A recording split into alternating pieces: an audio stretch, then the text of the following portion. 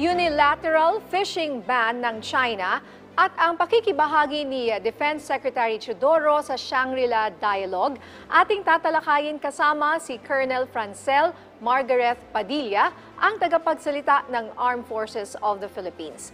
Colonel Padilla, magandang tanghali po. Magandang tanghali po ay magandang tanghali po sa lahat po ng inyong taga-subaybay. Ma'am, magandang balita itong narinig namin matapos niyong ihayag na umalis na pala ng Pilipinas itong Chinese Coast Guard 5901 o ang tinatawag na the monster ship ng China. Ano po ang indikasyon nito, Colonel, para sa ating bansa sa kabila ng kanilang fishing ban diyan sa lugar? So yun nga po, ma'am, no, nabanggit po sa ating monitoring na ang presensya po na nitong 5901 na tinatawag nga po nating monster ship ng Coast Guard po ng China ay malayo na po, no, sa ating exclusive economic zone. Ang sandatahang lakas ng Pilipinas po, we strongly object to China's unilateral fishing ban in the South China Sea. So ito po, we assert that it's lacking in legal basis, no? Nasabi na rin po ito ng ating Department of Foreign Affairs na ang ban na ito na nag-e-effect from May 1 to September 16 actually exceeds yung pong rightful maritime claim ng China under the UNCLOS, and ibini-breach nito, no? So ito po ay naglalabag nung ating lumabas na arbitral decision ng 2016 which upholds the fishing privileges of the Filipino fishermen in the West Philippine Sea. So Colonel, sa inyong investigasyon, malinaw na po ba kung ano ang dahilan ng pagpapatrol nitong monster ship ng bansang China sa Bao de Masinloc at ilang araw po ba nagtagal ang nasabing barko doon sa ating lugar? Ito po ma'am, no, dumaan lang po sila. It's actually part of their ICAD activities, no, yung kanilang illegal, coercive, aggressive, and deceptive activities po ng China. Okay.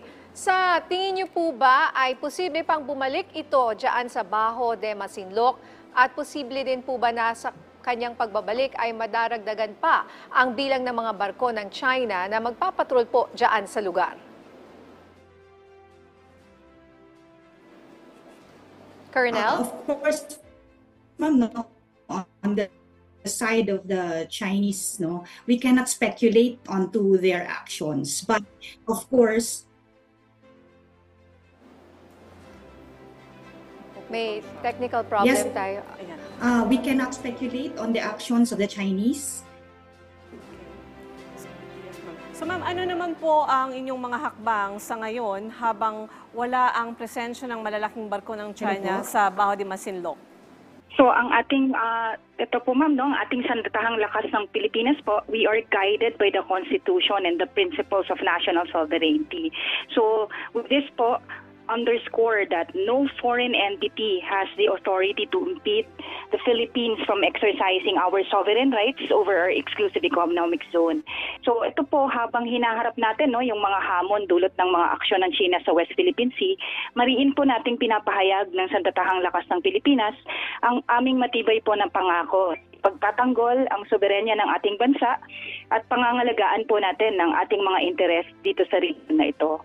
So ang gagawin po natin dyan ay papaigtingin po natin ang ating mga hakbang sa seguridad dyan po sa ating mga karagatan at magsasagawa po tayo ng mas malawakang kooperasyon sa mga iba't ibang entities, no, like yung like-minded nations and the whole of government approach.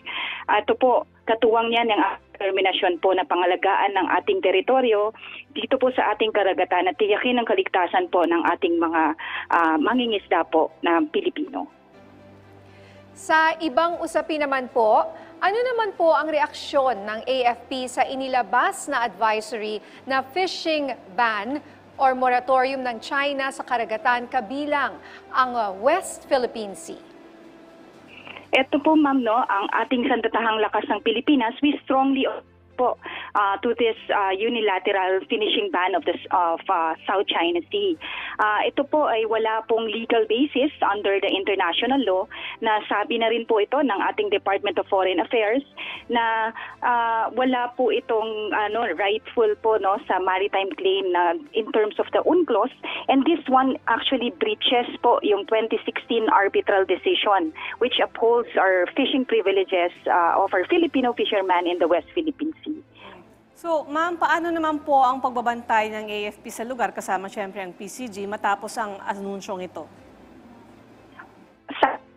We regularly conduct, yung Philippine Navy natin, ng ating Philippine Air Force, we regularly conduct maritime patrols. In this po, we are closely coordinating with the Philippine Coast Guard and BFAR in terms of law enforcement activities. So, supported po natin sila dyan sa kanilang law activities sa areas na yan. Ano naman po ang gagawin ng AFP o ng pamahalaan sakaling mag-detain at manghuli ang Chinese Coast Guard ng mga Pilipinong mangingisda po doon? Eto po ma'am, nagsalita na rin po ang ating Pangulo tungkol dyan that this is unacceptable. In terms of the Armed Forces of the Philippines po, we have contingency plans that are in place in case po that this activities, ICAD activities of Chinese will pursue.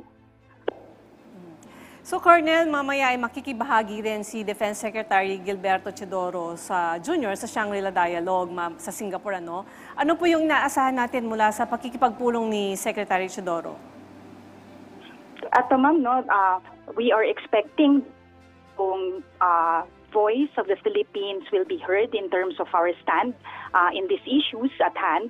And of course, we are expecting more cooperation po and from our like-minded countries kung paano po natin maisusulong moving forward yung mga activities natin in this area. So we are looking at having more trainings with like-minded countries, more activities like katulad po ng mga ginagawa nating balikatan exercises to enhance po yung capabilities and skill sets of the Filipinos.